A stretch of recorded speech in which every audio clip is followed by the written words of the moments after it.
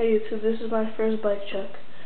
Starting from the front back, I have a GLH-R tire, a Shadow Conspiracy Stun front hub with the fire engine red Odyssey Quadrent Rim, and my forks is the Odyssey CS2 Fork in fire engine red.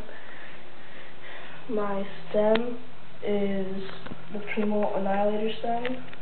My bars are the Eastern Wonder Year bars with ODI long neck grips. I have an animal seat with a animal seat post. It's a wedge. I have Eastern shaft cranks. The frame is from the Eastern Sycthe. I have stock Eastern pedals, which I will change. I have a animal GLH-R in the back with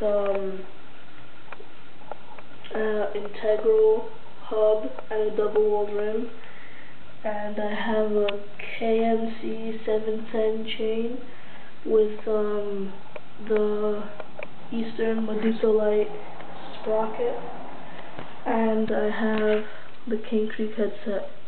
And be sure to rate, comment, and subscribe. Thank you.